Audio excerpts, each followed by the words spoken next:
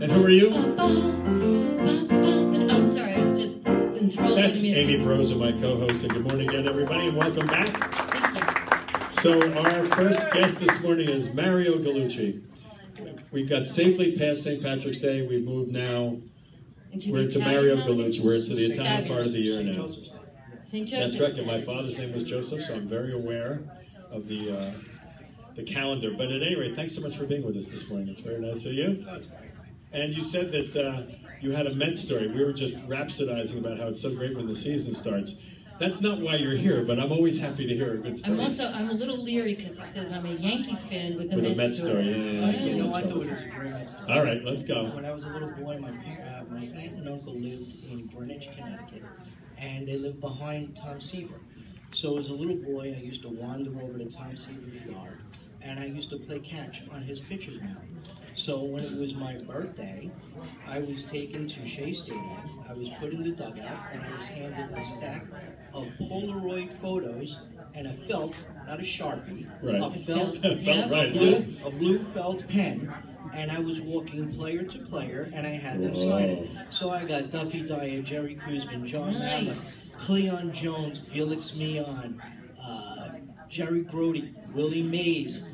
I got every single man in that dugout to sign. Teddy Martinez. It was great. It was a great day. Nice. And I still have every That's single the end one of the story? No, yeah, you are such an ungrateful son of a... And you become a Yankee fan. I was always a That's Yankee so nice of you. What the hell kind of story is that? I thought there was going to be the funny part. No, it's just the mean part. Thanks very much, Tom, for helping me out here. I root for the other guys. And I still have them if you ever want to see them. I don't even want to talk to you anymore. Mario, thanks so much. You know what I think is really interesting about your career, and it certainly happened so many times to attorneys. You started out on the one side, more or less, and went to the other. And we have a good friend, Jack Ford, who's been on this show several times, and we've had similar conversations with him. You started out in the prosecutor's office, absolutely. Which I guess that's the choice you make coming out of law school. It's A or B, really, right? Absolutely. That was where I got the job. I was prosecutor for about 6 years. What office were you in? Richmond County, Staten Island. When I left there, I was the chief of the Narcotics Bureau. And then I just started to reproduce, and I said, how am I going to feed these children? Oh, I didn't know what you meant there. I started reproducing. There's more Marios than we knew.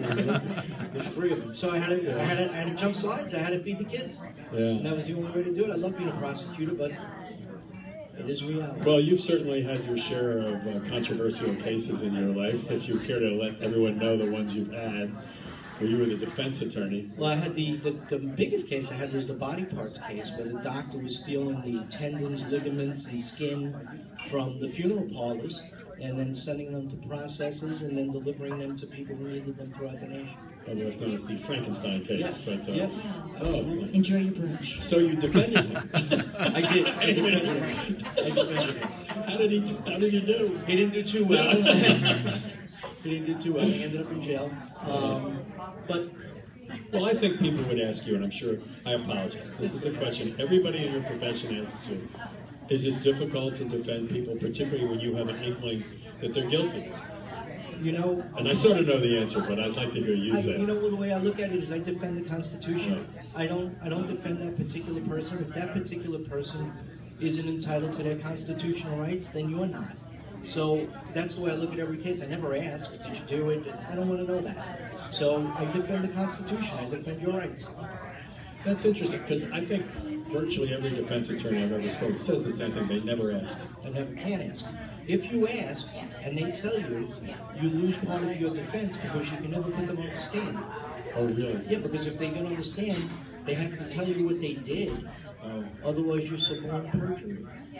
That explains that. That's not the way it works on TV, apparently. Yeah, not so much. That's really bad if you suborn perjury. Yeah, perjury. Well, because you look at cases like the Boston Marathon, right, which has certainly been in the news, and there's rarely been a person more caught, as the proverbial saying goes, dead to rights than that man. With everybody, but they have to go through the whole process to decide whether he gets life or death. Which just seems like, and I apologize that it shouldn't just be about money, but when you think of, that could be millions of dollars that are being spent on that case for a guy that basically, here it is. But isn't that what makes us different than every other country? Yeah. I mean, that's what the founding fathers did. That's the beauty of being an American. I mean, right now you're looking at that one particular case. But how about the people that go to trial and they get acquitted and they didn't do it? Or these cases where people spend 25, 30 years in jail and they find out that they never did it. There was a guy released from prison last week who spent 50 years in jail for smoking a joint.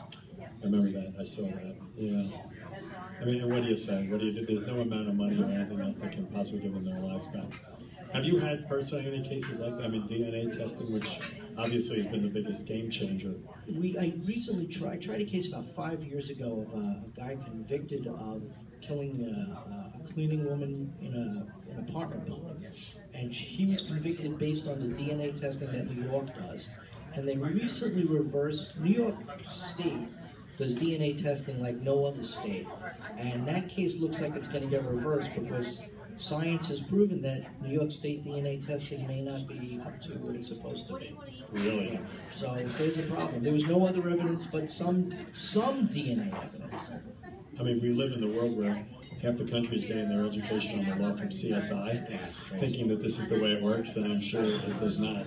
Yeah. Did you ever have a case, you know, I'm doing exactly the thing that you're told never to do as an attorney. Don't ever ask a question you don't know the answer to. But have you ever had a case where you really thought your client, male or female, just got screwed over and you lost, and it's got to break your heart? You really believe in them. I did a case a number of years ago. It was a sex abuse case, and there's no way, shape, or form I believe that my client did what he was blamed for doing. No way. No way. Got convicted. He's in the appeal process right now. Is he out and on the appeal process? He's in, right? He's in. That's for that kind of crime. You're going. Well, we're speaking with Mario Gallucci, and now we're depressing each other. I was gonna say. A wonderful New York City defense attorney and TV legal analyst. So let's hear about your TV career. Wow, this is great. I had been doing a bunch of my cases made like Dateline or American Greed, and one of the producers at NBC said to me, "You know what? Could I shoot you one day?" And I'm like, "Well, what did I do wrong?" And she's like, "No. Could I just, shoot you, from the time you wake up until the time you go to bed?" And I said, "Look, I don't do any porn, none of that." So a good Sunday morning to everyone here. How are you? So she shot me. She shot, a full day of me waking up, going to work. I think using the word taped, even though it's really not taped. But so just trying to be helpful. She shot this reel. She taped this reel for a day. I guess they called it a sizzle reel. And next thing I know, networks are wanting to buy it, and USA Network ended up buying it, and they shot it, and we ended up with a TV series. I love your partner's name on the series. Big Lou. Big Lou. Big Lou. But not that there's a cliche going around. No, we wouldn't want to have any cliches, because his last name is Big Lou Gelormino? Gelormino. Oh, God. Big Lou Gelormino. So I take it he's big. He's huge. It's a nice Jewish guy. So what are explain the show to everyone though, and where is it going to be broadcast? It's broadcast on USA. We just finished our first season. When do you start? It's the first season just ended in November. It looks like we're getting a second season on A&E. That's in development right now. Wow. Listen to you. It's in development. Yeah, I know all these words. He knows the lingo. He's in there. We shot the whole show, and we finished like in September. We get a call, all right, we got to do post. And I'm like, well, what's post? Yeah. And like, well, we don't like some things, we're going to redo them. Like, well, what don't you like? Well, we don't like your office. So what does that mean? Well, we found you another. And we don't like you either. We found you another office, and we're going to make that your office. So we had to reshoot me walking in and out of his office. So this is post-production. Post-production, yes. Sweeten it up a little. So what did you think of it yourself? Were you proud of it? Were you happy with it? Or? Yeah, I was really proud. It was amazing when I saw what they did. It was 72 hours of shooting for every 22 minutes. Right. And it was because the danger is that you come off like a cartoon, right? Which everyone always worries about. When you think about Jersey Shore or whatever, and not that they weren't cartoon-like, but they're certainly going for the worst of the worst. What was their angle with you? Their angle was to show family and how I was able to juggle having a wonderful family here in New Jersey, Marlborough, New Jersey, and going back and forth to New York and dealing with, the crimes I deal with. I mean, I represent some bad people, and I have, I'm in jail all day long. Jail and court. Make sure you leave your card. I'm in jail and I'm in court. I'm trying cases. So, there's a dichotomy there. On the weekend I'm coaching baseball and basketball games, and then, during the week I'm heading into Rikers Island, So how does the privacy rules work with that? Because I'm sure everybody's familiar with watching shows like Cops and these various things, which are, in fact, reality shows. They are really reality shows. And some people, you see their faces, and some you don't. So they obviously have to sign a release. Do they say, I don't care, some of them? Yeah, show me who gives. I had clients that couldn't wait to get on television. It was absolutely amazing. They were running. We had people calling the office, can I get on the show? It's crazy. I'll sign it. I just tried a case, and you start out, it's a bad case. We started out with 300 jurors. In the beginning, anybody know Mario Gallucci? We had, 160 hands go up that they saw the show. And I'm thanking them. I'm like, those are the 160 people that watched it, there they are. Well, Amy's a paralegal, which I shared with you right before we went on the air, and I think the popularity of law-based shows, which have been around forever, as long as there's been TV, there's been something like that, going all the way back to Perry Mason or whatever. It just shows people's fascination, and I've always, the cliche, of course, is people love to make fun of lawyers and sharks and blah, blah, blah, until you need one. Until you need one. Right. And anyone that's ever needed the services of an attorney, she works with a wonderful law firm, Paris Happy and Reese in Red Bank, and they, among other things, her boss, Trisha Reese, that's my sister-in-law. It's okay. But I was very close to it. It's confusing. Trisha Abbey specializes in some of these international child abduction cases, which are just beyond heartbreaking. We had people on last week from Covenant House, and I was curious if just in your life that you're seeing what we suspected, because they work with young people who are between the ages of 18 and 21 who are homeless. But I was curious about the sex trafficking. Is it just my imagination because the news tends to blow up everything that happens and make it bigger than it is? Or has there been a dramatic increase in that crime? It's a huge increase in that crime. It's very sad. It's a huge increase in that, huge increase in heroin use. It's sad, very sad. And by the way, shout out to Covenant House.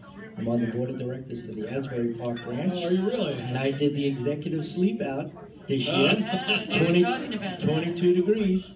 Oh. 22 degrees. I made it all night. Good for you. But see how much money was raised. It was great. It was a great event for a great organization that everybody should look into. We've said on this show many times that if it weren't for really dedicated people, whether they're paid or not, that fill in the blanks that society just can't do. We just have to have people do things like that.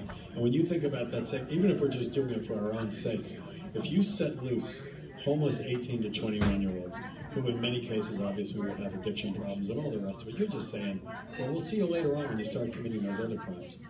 And obviously not in all cases they would do that, but in many cases they would, or they'd be victimized themselves. You don't, being in the industry I'm in, you hear stories every single day, and it's not necessarily an addiction. I mean, parents who throw their kids out at 18 years old because they're unhappy with their sexuality, parents that divorce and, the kids are left alone. You see a lot of it, and I see, I was dealing with a persistent violent felon in my last case, and people ask me all the time, how could you sit next to that guy? And I said, I've heard about his life, and how he ended up to where he ended up, and he happened to be a great guy, funny guy, intelligent guy, just given the wrong cards. Off the rails, too, I mean, how do you keep from being cynical and just saying, what the hell's going on, I mean, can you? Yeah. How do you keep a positive outlook? I got a lovely wife, Christine, with 3... So you did it. There you go. I have 3 beautiful children. I have a beautiful family I come home to every night and get involved in the community, coaching sports, doing the things. But you can make that separation on it, that you just don't bring that home and say, what the Try not to. I don't sleep. That's about it. That's what I sleep. You and I are in the same. Don't sleep. I'll call you around 3 o'clock this morning if you're around. We'll see what's going on. Well, Mario, tell people how they're going to be able to find you. Mario Gallucci. Give me a call at the firm. How about Gallucci? We got offices in New Jersey and in Staten Island, and we do criminal defense, workers' comp, and Social Security. There you go. But they should also look for you on A&E. Is that what you're saying? No. A&E in the future. USA. on demand right now. You can watch the show, Partners in Crime, and then A&E in the future. I can't wait to see it. I'm telling you, you are an absolutely charming man. It's Mario Gallucci, ladies and gentlemen, and we will be back in a few moments with a very not charming man, Bob Bandiera.